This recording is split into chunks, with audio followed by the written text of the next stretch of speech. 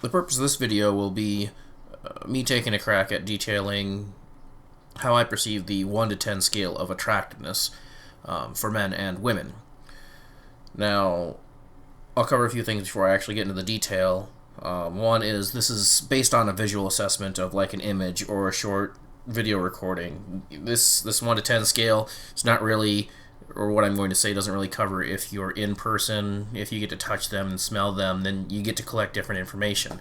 For example, they might have a great or poor attitude, or they might have great or poor hygiene, and that might not come through in a photograph. However, if they have a great attitude and or poor hygiene and that does come through in the photograph, then that will affect their numbers. Like if they're that great or if they're that bad, you're going to be able to tell in a picture.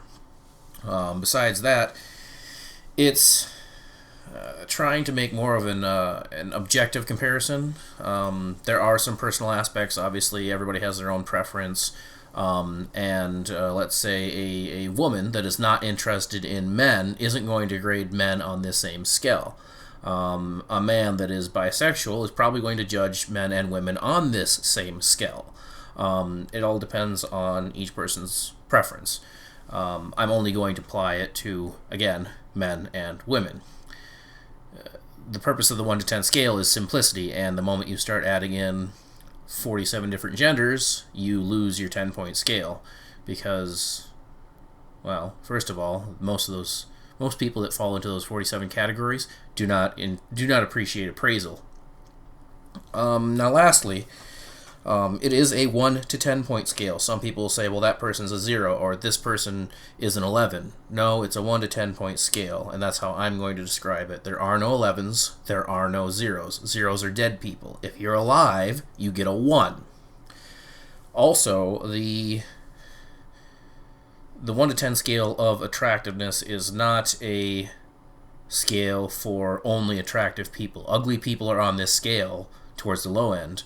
I'll give you an example. There was the Match.com survey. No, it was OkCupid. There was an OkCupid survey where men viewed women kind of on the bell curve. There were less unattractive women and less super attractive women, and most of them fell in the middle somewhere. The 4s through the 7s.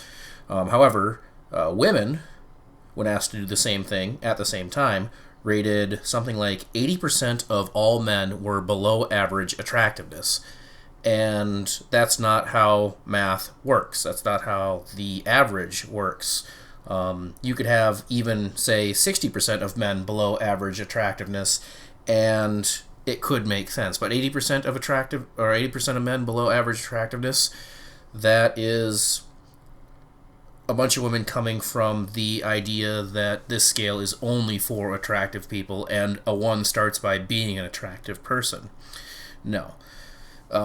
That starts between 5 and 6 when you're actually attractive.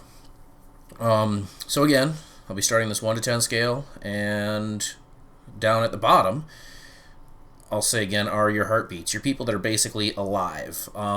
Spot it. Number 1 is reserved for people that have horrible physical deformities, people that aren't of a healthy weight at all, acid victims, burn victims, people that don't really represent the human form well. These are unappealing people. They get a 1 because they are alive.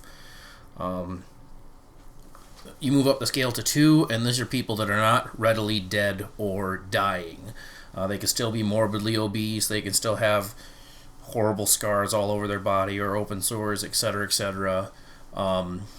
It's just they're going to be around a little bit longer, or they might not be as horrific as the worst examples of people who are still alive on this planet as far as visual appearance.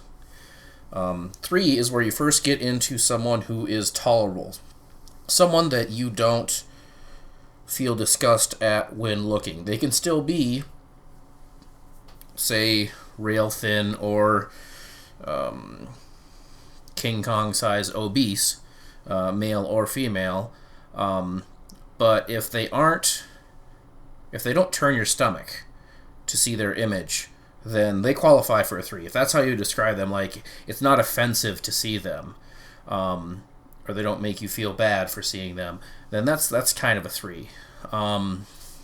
Now your 4s, those are the low ends of, that's where the low end of people with a healthy form fit into, and the absolute limit of an unhealthy form. For example, you have a lot of plus size models, plus size sex workers that are still viewed as very attractive, whether it's a pretty face or the weight's put on them just right, or whether that's a person's individual fetish. The high end of someone who is unhealthy in size, be it large or small, is a 4.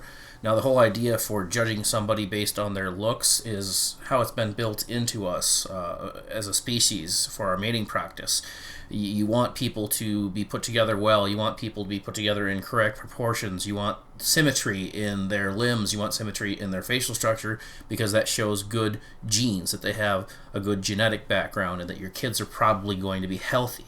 Now, this is the reason why I put a 4 as the absolute limit of someone who has an unhealthy form. And, well, what's an unhealthy form? That comes up to 5. 5 is right in the middle. You don't have to be in great shape. You can still be, I guess, somewhat obese. It really depends on what your doctors classify as obese. As long as you don't have a negative impact on your health for your body fat, then you can fit somewhere in the middle if you're a larger or a smaller person. Same goes with height. Again, 5 is the bare average. 5 is also your gray man. 5 is someone that you would not take notice of. They are not unappealing. They are not appealing. They are just your average guy or average girl wearing average clothing. They don't stick out at all. When you get up to your 6s, these are people that are somewhat undisputably appealing. A 6 is someone that anybody would say is attractive. You don't necessarily have to be within height proportions here. Again, you may be still a little bit on the heavy or thin side, but you're definitely not obese or anorexic. You are appealing. Nobody can take that away from you. That's when you have a 6. 7s enter into your first wow factor. And now I'm gonna bring up again that it's a bell curve. There are not very many people that are 1s and 2s. There are plenty of 3s, 4s, 5s, and 6s. There are a fair amount of 7s. But as you go closer to 10, there are fewer and fewer. For example, your 7s are going to be almost 1 in 100. And again, that's where you get your first wow factor. If you see a male or a female that is a 7, they stand out in an average crowd. They stand out as appealing. They stand out as attractive. They are of an appropriate height. For example, if you're a man and you're a 7, chances are you are the bare minimum acceptable 6 foot tall. If you're a woman, you're not incredibly short. I don't know exactly where the lower limit is on acceptable height for attractiveness in women. I would imagine it's somewhat over 5 feet. It's probably 5'3" or something like that, 5'4" at a bare minimum. But you are of average height, and there's no readily viewable flaws. Like, they don't have acne, they don't have sores on their body. Again, they have facial symmetry. They don't have to be muscular, and they don't have to be super low body fat. It's just there's not a flaw in the way that they're put together. They're at a healthy weight, they've got a healthy body composition, healthy bone structure, appealing amount of muscle mass. You don't have to be chiseled. But there is absolutely nothing wrong with the way you look as an individual. That's where you get your first 7s at.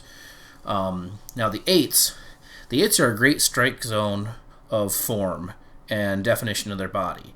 8s, they are more of the, I'd say about 1 in 1,500, maybe 1 in 2,000. They have very appealing facial features. They're well groomed. They've got the height. They also wear appealing clothing for their shape and size. They've got a sense of fashion. These people generally always look like they're happy, or again, this is where the personality comes through. They have an appealing look to them at almost any angle, almost any photograph you look at. Their beauty is going to come through, and again, you have this is also where you have a better muscle tone. People that are somewhere around, let's say on the male side, below 10% body fat, female side 12% or around. It really depends on how they're put together, and eights can do modeling. Eights can do modeling and get away, whether it's clothes modeling or fashion modeling, or whether they can do, say, sex work, or whether they just do monthly calendars or bikini shoots or something like that. There's equivalent for men, your fireman calendars or whatever. But that's really where eights are. Eights can get, without having a skill set and without having great wit or speaking ability, eights can get jobs based on their looks. That's where eights sit.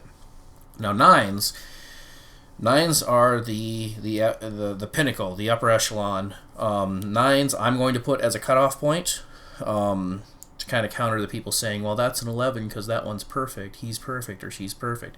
Nines are the most attractive people on the planet, and they are somewhere between 1 every 100,000 to 1 every 300,000 people. And they've got the entire package.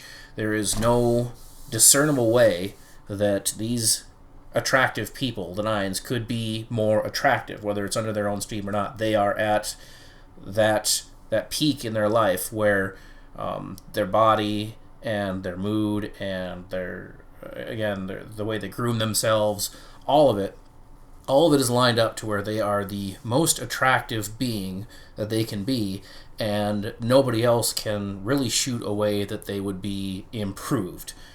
For example, you could say, well, this girl's very attractive, she's healthy, but her breasts aren't perky. Well, a 9 has perky breasts, everything else and perky breasts. In the case of a man, you could say, well, this person is absolutely wonderful. There's nothing wrong with them. They've got great hair. They've got perfect teeth. But they're only 5'8". No, a 9 is going to be 6'1", 6'2", 6'3", and have the perfect teeth, and everything's going to be symmetrical in their face, and they're going to have good muscle definition, and they're going to have a tan and all that. 9s really can't have much improvement. Now, 10s are where I'm going to put the personal preference in. A 10 is really nothing more than someone who is a 9 in your personal strike zone. For example, you might even upgrade an 8 to a 9 if they are in your strike zone. Let's say you had a girl that prefers black men. You could have an 8 that happens to be a black man in front of a girl, and she will count him as a 9. Again, that same 9 as a black man, put together very well, tall, symmetrical facial features, nothing apparently wrong with their hygiene, great personality, perfect teeth, good hair, or bald works for them. So you have a 9, but because she prefers black men, that 9 becomes a 10 for her. Might not be a 10 for other people unless they prefer black people. Same on the male side. Let's say you have a guy that really, really, really digs, say, the Asian or the Hispanic thing, and all the 9s are just 9s, but if they happen to be or take the proportions and looks facially or physically of someone of Hispanic descent or someone of Asian descent, then they're a 10. 10 is again where you have the most beautiful people on the planet, and they are in your strike zone, your personal preference. If you like blondes, it's as simple as that. A 10 for you is a 9 that happens to be blonde, hopefully naturally blonde, because otherwise you're just lying to yourself.